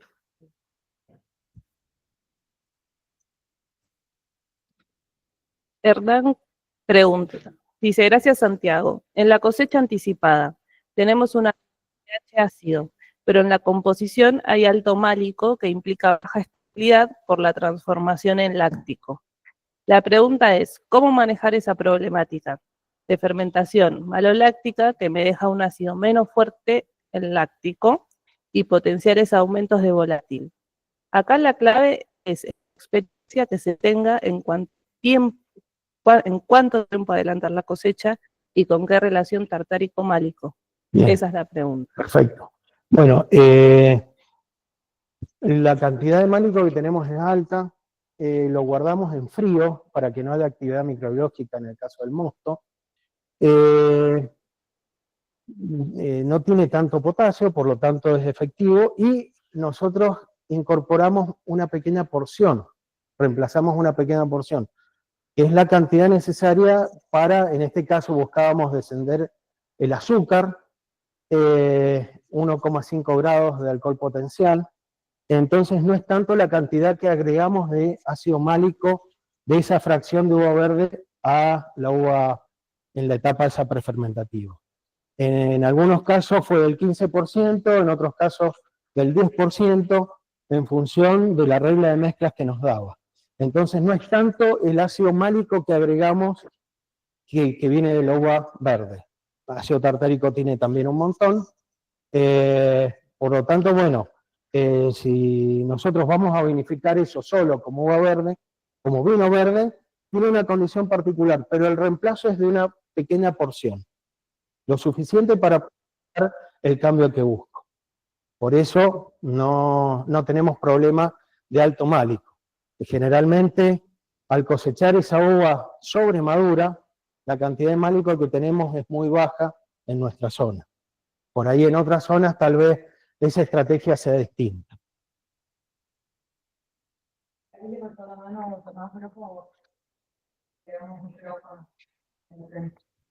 Hola, ¿me escuchan? Ahí, micrófono, espera. A ver, dale. No, yo era para un poco compartir mi experiencia, veía un poco que la mayoría de las herramientas que estaban poniendo sobre la mesa era bastante, digamos, sumando intervención, que quiere reemplazar una cosa por otra, y bueno, un poco la experiencia que yo tuve, yo estaba buscando trabajar con todo el tema de vinos naturales. De hecho lanzamos este año una bodega de vinos naturales, y nada, lo que veía es que en Europa hacen otra cosa, digamos, lo que hacen es realmente tratar de, bueno, trabajar sobre otros puntos que no implican tanta intervención. Por ejemplo, si querés hacer un vino sin sulfitos, bueno, tenés que hacer cosecha manual, sí o sí. Y empezaron a aparecer protocolos. El 2020 fue el protocolo de Francia, que fue el primero en sacar un protocolo de vinos naturales. El año pasado salió el protocolo en Canadá, en Quebec, puntualmente. Los dos piden cosecha manual. ¿Por qué un poco? Porque lo que se está viendo en otras partes es de que lo que se busca es tener baja carga microbiológica, ¿no? Entonces, bueno, si vos rompés con la cosecha mecánica, no podés. Entonces, hay cosas que capaz van un poco en contra de lo que se viene diciendo hace mucho tiempo dentro de lo que es convencional, y bueno, el mundo orgánico, el mundo de vinos naturales, el mundo hacia donde está yendo desde lo que yo veo un poco a nivel internacional, lo que están haciendo en otros países, no pasa tanto por conseguir un producto que reemplace el anhídrido sulfuroso, sino buscar prácticas que no lo hagan necesario, ¿no? Y obviamente no podés sacarlo de un día para el otro y al principio lo que va a pasar es de que un montón de gente lo que va a hacer es, bueno, hago vinos naturales, entonces no intervengo, no hago nada y tengo defectos, y va a haber mucha gente de eso, pero lo que tenés que hacer es controlar el doble, el triple, digamos, tenés que estar mucho más encima. Lo que se dice enología sensitiva, tenés que estar al lado del tanque, y bueno, si hay una desviación, sí tenés que intervenir. Es decir, es como la manzana podrida que pudre el resto. Bueno, si la uva no está perfecta, no quieras hacer un vino natural, un vino sin sulfitos. Ahora, la experiencia que tuvimos es que si realmente vos cosechaste en forma manual, hiciste la cinta de selección, una buena, y solo pasó al proceso uva en condiciones perfectas, no tuviste que intervenir, no tuviste desvíos microbiológicos, pudiste embotellado sin filtrar, que es un delirio en el convencional, pero el protocolo francés te pide sin filtrar, sin sulfitos y sin filtrar. ¿Cómo hacen? ¿Son magos? ¿No hay microorganismos en Francia? No, son los mismos microorganismos. Pero bueno, hay prácticas que te permiten llevar a la botella todo, pero la uva tiene que ser perfecta. Entonces, sí, es un cambio de paradigma brutal, ¿no? Aparecen un montón de cosas en el vino que obviamente no están como filtradas, porque cuando filtrás sacás lo malo y lo bueno, ¿no? Pero bueno, obviamente tenés mucha gente que no lo logra hacer, entonces tenés vinos con defectos también. Y lo que pasó en el mundo es que se empezaron a depurar los que no sabían hacer vinos naturales, y los que sí los pudieron hacer son los que se van preservando en el tiempo. Entonces, sí, con los vinos orgánicos pasó lo mismo al principio. Decían, no, los vinos orgánicos, no se puede hacer vinos de calidad orgánico porque, digamos, si vos no tenés las herramientas de glifosato en el viñedo, nada, no, digamos. Y empezaban a ir contra toda la industria porque habían algunos que son defectuosos. Bueno, en vino convencional vas a tener vinos con defectos y sin defectos, en orgánico vas a tener vinos con defectos y sin defectos, y en naturales o biodinámicos también. La forma en que vos elaborés no justifica que el vino tenga un defecto. Nunca. Ahora, si querés hacer un vino sin sulfitos, bueno, tenés que tener los medios para poder hacerlo. No podés tener un viñedo a 1000 kilómetros, dejar la uva 3 días en un camión y después pretender no meter sulfitos. No. Eso. Lo que hay que hacer es aprender cuándo podés y cuándo no, y para mí pasa más por un tema de ir colando procesos, y obviamente si querés hacer vinos comerciales masivos va a ser muy difícil hacer vinos sin sulfitos. ¿Por qué? Porque no vas a poder controlar ese nivel de detalles. Pero bueno, esa es mi opinión, la comparto, simplemente con la idea de sumar que, bueno, también hay otras líneas de trabajo sobre cómo hacer vinos minimizando el anhídrido sulfuroso, y no es solo reemplazarlo. Pero bueno, era con una visión de sumar y construir, nada más. Hola. Sí, perfecto, Bueno, Tomás, perfecto, Tomás, ¿te podés simplemente presentar? Porque no sabe, está el nombre ahí, pero no sabemos de dónde hablas, si te estás podés acá, en presentar. otro lado. Disculpa, yo soy Tomás Grabo Parisi, digamos, bueno, soy uno de los propietarios de la bodega Secreto Patagónico, estamos en Neuquén, en San Patricio del Chañar. Este año lanzamos un proyecto con mi hermana de la segunda generación, focalizado en vinos exclusivamente naturales, que se llama Cryptos.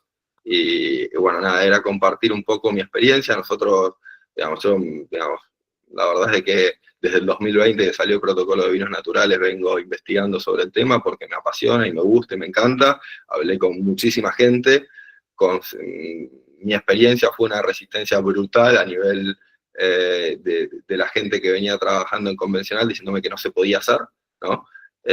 Y la verdad es que yo dije, bueno, los europeos no son magos, tienen las mismas restricciones que nosotros, los microorganismos son iguales en todos lados, y seguí hablando, consultando, tengo muy buena relación con el resto de las bodegas en Patagonia. La verdad es que muchas charlas muy interesantes tuve con la gente de Bodega Chacra, que viene, bueno, nada, con el enólogo italiano, con Jean-Marc Rouleau, que es francés, que se asoció con Chacra, con diferentes personas, pero la verdad es que conseguí mucha más recepción afuera que acá con el concepto, y acá lo que me decían todos es que no se puede, no se puede, no se puede, no se puede. Eso es lo que escuché siempre. Por eso es que simplemente comparto un poco mi experiencia en el camino, y la verdad es que sí se pudo, sí están, obviamente no está exento de fallas, fueron 5 años de pruebas, ¿no? y bueno, y hoy estamos con un producto comercial en el mercado que lanzamos este año. Es decir, en mi opinión se puede, y en los vinos lo demostraron, pero bueno, fue un camino y es otra alternativa. No digo que sea la única, digamos. Capaz es una alternativa más a evaluar el hecho de no pensar tanto en el reemplazo del anhídrido sulfuroso, sino en qué es lo que está haciendo el resto para lograr realmente eso. Y cuando son bodegas muy grandes, es verdad que la mayoría no se anima. El protocolo de vinos naturales también te pide levaduras indígenas, obviamente, puede buscar reflejar el terroir, y bueno, muchos de los grandes no se animan al tema de levadura indígena porque no controlan el proceso. Entonces sí, va mucho más por el tema de, digamos, en orgánico, que pueden controlar más el proceso y reducirlo, no tengo que eliminarlo. Bueno, depende de la escala que quiera hacer. Nosotros somos chiquitos, entonces podemos hacer ese tipo de práctica. Entre más grande sos, tenés digamos, también el precio que podés manejar son diferentes, entonces hay un montón de cosas que no te van a permitir llegar a eso. Pero sí digo, hay un consumidor que lo busca y está dispuesto a pagar por ello, y sobre todo las nuevas generaciones buscan productos cada vez menos intervenidos, y yo creo que las tendencias van por ese lado. Pero bueno, en Argentina todavía estamos muchísimo más atrasados para mí en ese tipo de tendencias de lo que se ve en el hemisferio norte. Igual. Perfecto. Opinión, Una cuestión. nada más. Ahí, Nadie se sienta... una cuestión, discúlpame. sí. Está perfecto lo que estás diciendo, y cuando trabajás en pequeña escala, eso es factible. Es un control microbiológico y de presión de microorganismos. Vos, si tenés un pie de cuba y lográs implantar ese pie de cuba al principio, vas a competir con todo lo que podés tener de afuera. El tema está en los grandes volúmenes, como dijiste, que es más difícil. Pero tenemos ejemplos de bodegas grandes que están usando mechesnoscovia y no usan anhídrido sulfuroso en la etapa prefermentativa. Eso me parece un logro muy importante, porque son bodegas de mucho volumen. Entonces, está bien, es un reemplazo. Es otra cosa diferente a los vinos naturales. Pero vos dijiste también que hacés fermentación con levadura indígena. ¿Vos estás seguro que es indígena? ¿Has hecho control de implantación? Porque tal vez es comercial esa que tenés. Y para los europeos es indígena, pero para nuestro medio no. Eso también hay que verlo, porque se dice mucho en vinos comerciales, en vinos naturales, que hago una fermentación espontánea con las levaduras propias del terroir. Cuando nosotros hemos ido a ver qué fermentás, aparecen levaduras comerciales. No digo tu caso, tal vez vos lo has hecho y has demostrado que no son. Pero hay que ver eso, porque tenemos altamente contaminado nuestro ambiente por microorganismos que han venido de otro lado. Entonces también es para mencionar que nosotros tenemos un cepario, que tenemos 5.000 cepas autóctonas y las tenemos reservadas ahí. Y la gente de microbiología controla y ve el efecto en la fermentación de vino. Esas son indígenas realmente. No siempre te generan buenos productos. Pero hay que ver, de fermentación espontánea, por ahí estás multiplicando una levadura comercial también. Simplemente, nada más, no sé el caso de ustedes. Totalmente. Mientras hablé esto con el laboratorio, con la gente de microbiología de la UMASA, así pues veo que está en la UMASA, y justamente pues me interesaba mucho el tema, y un poco lo que me decían es de que en general hay dos curvas de fermentación. La primera, que son en general las no Saccharomyces, que decían hasta los 5 grados de alcohol, esas en general son las que provienen del viñedo. Después, muchas veces gana el medio alguna levadura que capaz quedó en la bodega, que es comercial, etcétera, que hace la segunda parte de la fermentación, la segunda curva, para llegar hasta los 13, 12, depende de los grados que quiera llegar. Es decir, no significa de que vos al trabajar con levaduras indígenas no vas a trabajar con ninguna levadura comercial, porque las levaduras comerciales están en el planeta también, ¿no? Simplemente lo que haces es, le das la posibilidad a que durante los primeros 5 grados de la fermentación, realmente las que están actuando en general, las que ganan el medio, son las que vienen del viñedo, y le aportan un montón, y le dan complejidad, y bueno, nada, es parte de reflejar de dónde viene y del terroir. Igual, entiendo perfectamente el punto, y es verdad, no digo de que no vaya, digamos, que yo les voy a prohibir a cualquier levadura comercial, porque la verdad es que las levaduras comerciales, al principio, fueron las mismas levaduras que fueron a agarrar y se las sacaron a Romaní con tipo, dijo que tienen el secreto y copiamos la levadura y la reproducimos y después la vendemos. Esos salieron de viñedos también. Pero bueno, nada, lo entiendo perfectamente y lo tomo al punto. Gracias. Gracias. Hay un comentario de Martín Ascona, que él dice, nosotros estamos trabajando con fermentaciones con conexión eléctrica a tierra. Mejora el potencial redox y las fermentaciones son más sanas. Bien, bueno, el potencial redox es muy importante en la etapa de crianza. Y hay trabajos de aplicación, de modificación del potencial redox. Todavía por ahí a escala experimental, hay algunas publicaciones y trabajos del medio. Ahora, ¿por qué queremos tener un potencial redox alto, tal vez en un momento? Sobre todo en la etapa de crianza, buscamos polimerización de compuestos, y eso ayuda con potencial redox alto. En otras etapas, ese potencial redox alto puede favorecer oxidaciones. Entonces, puede ser positivo o negativo. ¿Cuál es el potencial redox natural que tenemos en el proceso de vinificación? ¿Cómo lo aumentamos? Cuando ponemos un vino en una barrica que tiene incorporación de oxígeno en pequeña cantidad, lo que sube justamente es el potencial redox. Eso lo podemos replicar con microoxigenación también. A través de algunas corrientes externas también podríamos modificar ese potencial redox. Hay que tener en cuenta que cuando ya dejamos de polimerizar, empieza a oxidar. Eso es lo... Pero bueno, es otra pata de la enología en particular. Sí. Un segundito. ¿Tenés otra cosa en las manos? Sí, no, Por favor, te presentás. Sí, dale. Pepe Demiano.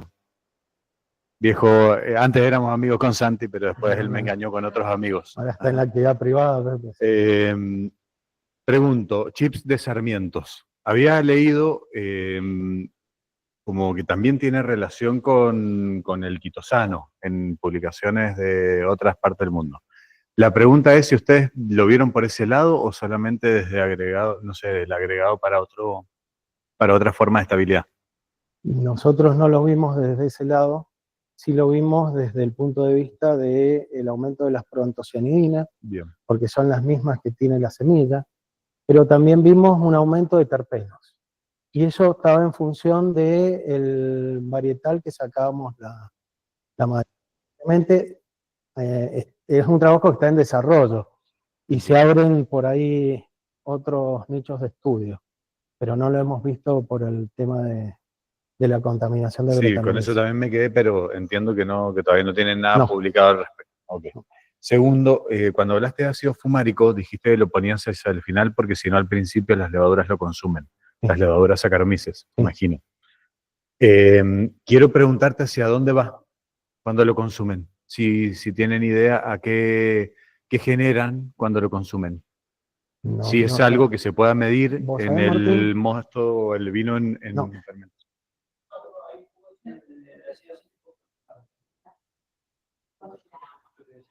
A ver. Te decía que puede haber un poco de acidez volátil, pero es mínimo el contenido de aumento y el resto de los metabolitos son metabolitos no negativos para el vino. Habría que estudiarlo más, no, es muy poca la cantidad también metabolizada, entonces tampoco es, la cantidad de sus productos que se generan no son abundantes. Y nosotros no lo hemos probado al inicio, justamente por eso.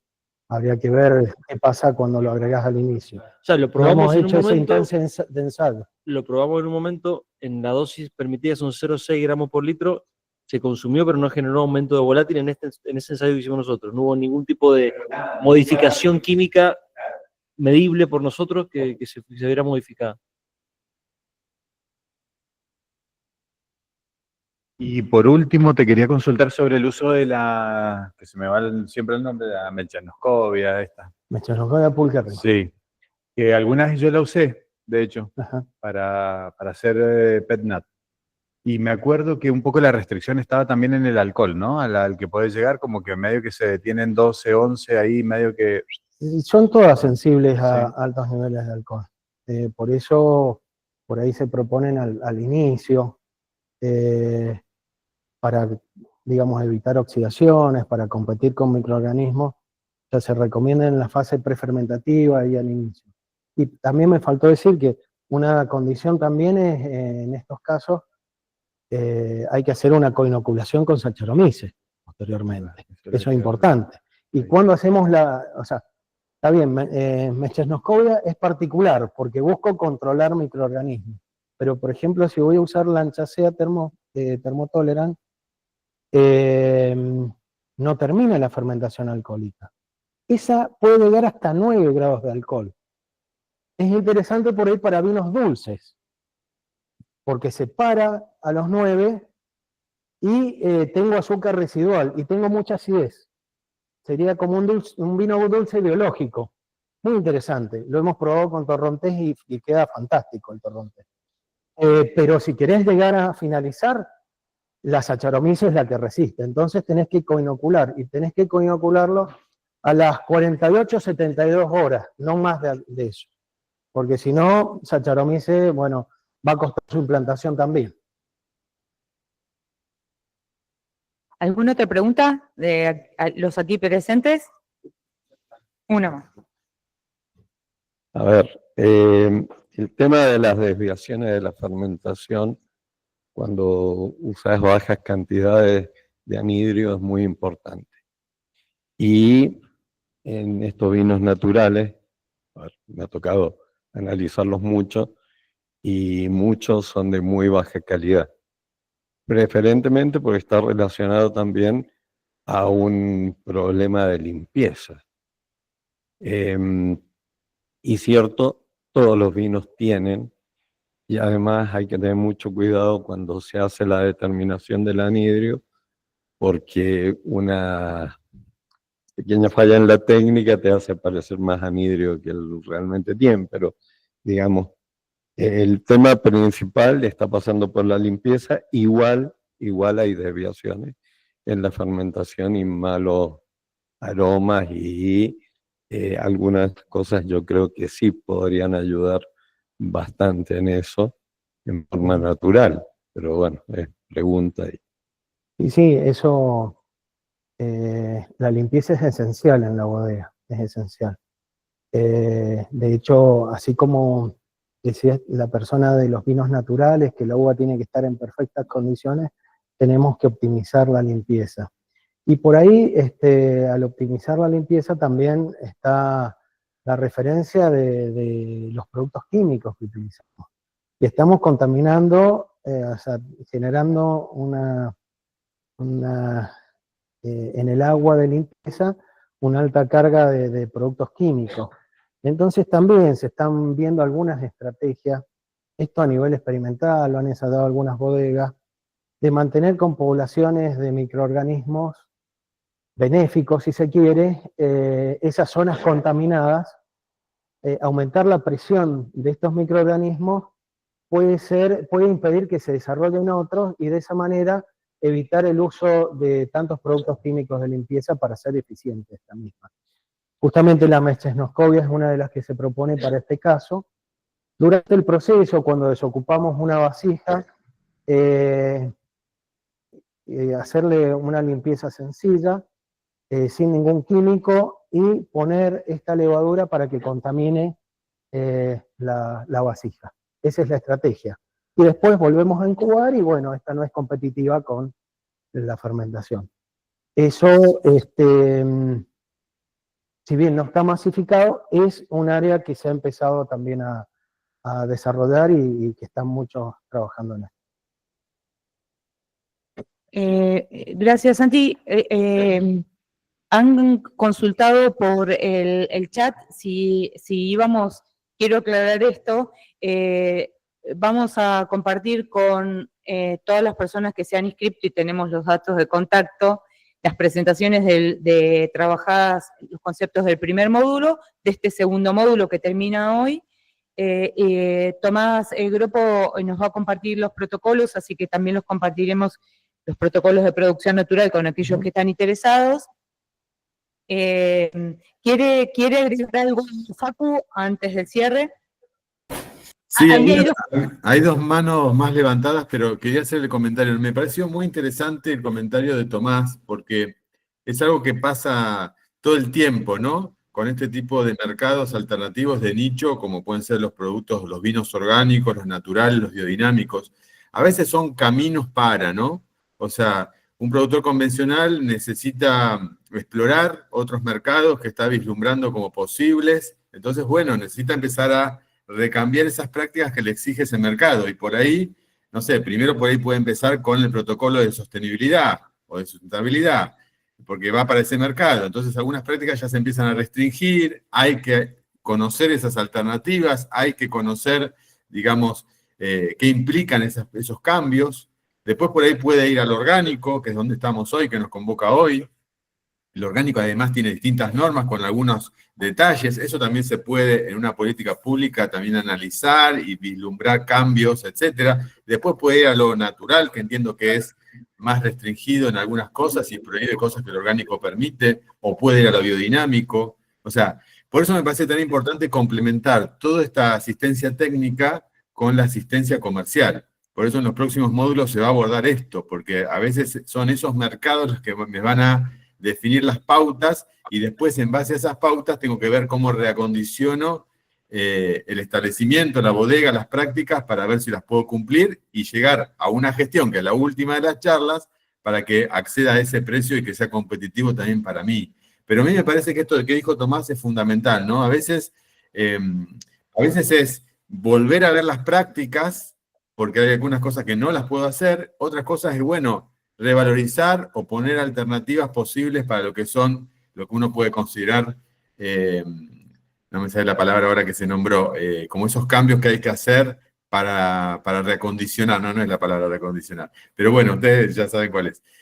Creo que eso es lo que hay que ver y creo que es lo que está un poco en debate hoy en estos espacios que son tan ricos.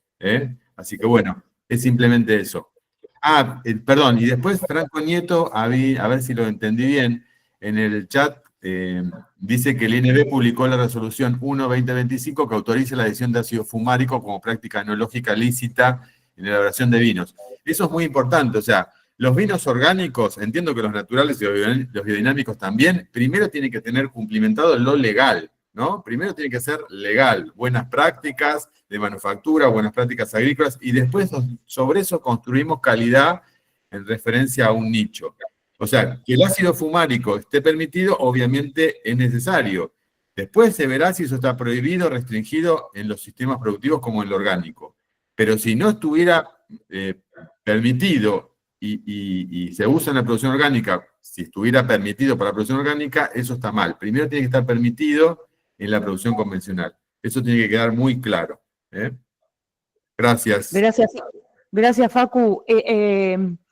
Cumpliendo un poco con el espacio de tiempo que teníamos, acá han levantado la mano, en principio, Hernán, te pedimos que hagas tu aporte y después tenemos a alguien más que quiere hacer un comentario. Dale, gracias. Gracias, Santiago, de nuevo. Sí que tenemos poco tiempo. Hablaste del uso de levadura inactiva, me imagino que es lo que en el mercado se conoce como cáscara de levadura comercial, y mencionaste que tuvieron muy buenos resultados en la elaboración de Sauvignon Blanc, creo que dijiste, para conservar tipicidad, los tioles, etcétera. ¿Podrías ampliar un poquito más cómo lo usan, si es el producto que yo te estoy diciendo? Y entendí también que tiene una capacidad de atacar las enzimas que producen oxidaciones o amarronamientos. Sí, Hernán, ¿qué tal? Mirá, no son las cáscaras de levadura, son levaduras inactivas que se comercializan de esa manera. Lo hemos puesto a la salida del mosto, de la prensa, ahí las hemos agregado, se diluyen en agua, se incorpora la dosis respectiva en el mosto directamente, y podés, en el caso nuestro, hemos hecho para Sauvignon Blanc la técnica de estabulación, es mantener ese mosto después de un desborre, con 200 NTU durante 10 días a baja temperatura, para que estén compuestos tiolados. y bueno, ha sido enriquecido en estos compuestos. Esa es la forma que lo hemos utilizado de manera sencilla, pero estas levaduras inactivadas, no son cáscaras de levadura.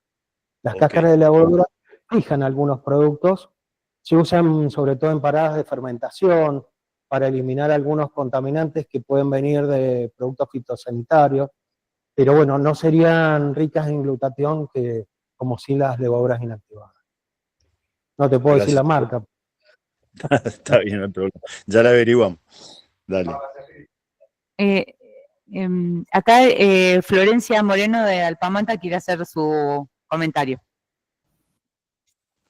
Hola, muy buen día a todos. Bueno, primero que nada, agradecer infinitamente por el espacio y por la excelente presentación.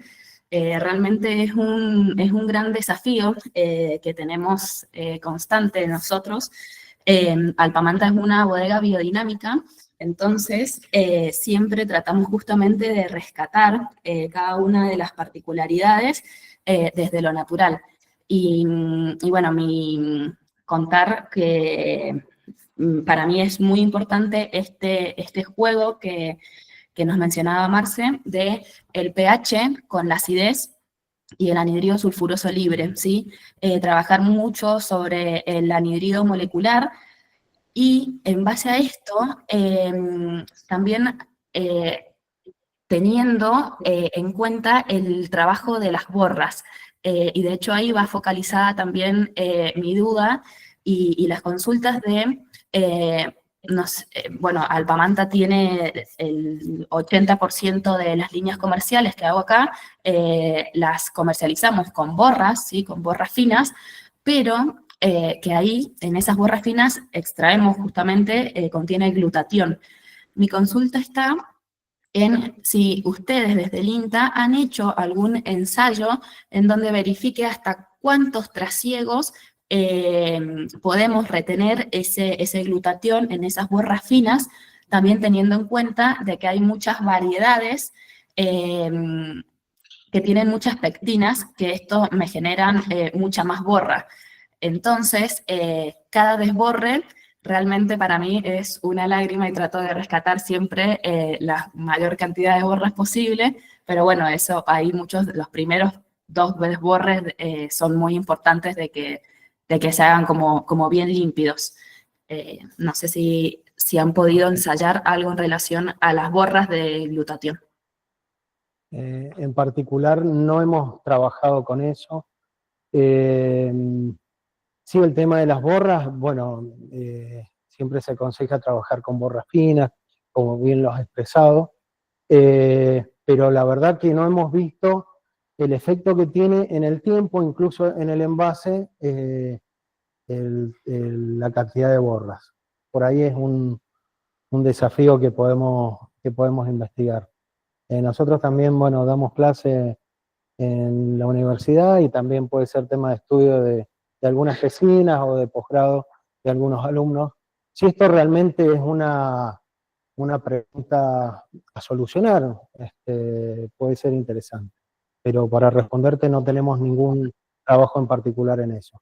Y sí quería mencionar que realmente cuando hablan de vinos naturales, vinos orgánicos, vinos biodinámicos, por ahí el enólogo se pone en una función de no hago ninguna intervención.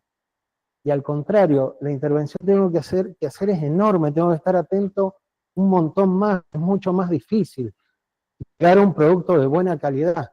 Entonces eso de destacar para los que pueden hacer un buen producto con sin la herramienta del anhidrido sulfuroso es digamos, un resultado bastante para destacar para esos elaboradores, para los enólogos que están detrás de eso, que justamente tienen más restricciones, pero tienen que estar mucho más atentos.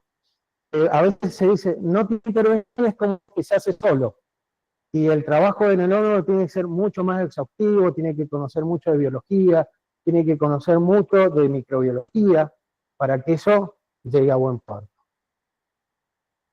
Bueno, Santi, muchas veces hay muchos alumnos también conectados que han sido convocados, así que alguno lo puede elegir de tema de tesina. De hecho, Tomás Gropo ha sido alumno, no sé si lo ubicaron. Nuevamente, ¿hay otra consulta? Consulta más, quedó levantada la mano. Nuevamente agradecer especialmente al INTA que de forma tan generosa y con tanta calidad ha aceptado el desafío de hacer estos encuentros, ir conversando cuáles eran los temas que en este escaso tiempo podíamos discutir. Nos interesaba con el equipo que está trabajando en este programa, este equipo interinstitucional, hacer pie en las principales cuestiones. Hay un montón de cuestiones por trabajar. Tenemos el compromiso de esta red que hemos ido armando, acercarles la información que estamos intercambiando, las presentaciones, incluso los protocolos, y bueno, nada, invitarlos nuevamente a los 2 encuentros que siguen, que un poco buscan hacer un análisis sobre lo que tiene que ver con dónde colocamos los productos orgánicos en el mercado, cuáles son las ventas, cuáles son las miradas, cuáles son las oportunidades, y en un último encuentro trabajar un poco de cuáles son las cuestiones que tenemos que atender a la hora de gestionar un establecimiento que siga bajo los lineamientos de la producción orgánica. Agradecerles a todos su tiempo, muchas gracias, estamos en contacto. Muchas gracias. Muchas gracias, gracias a todos, excelente.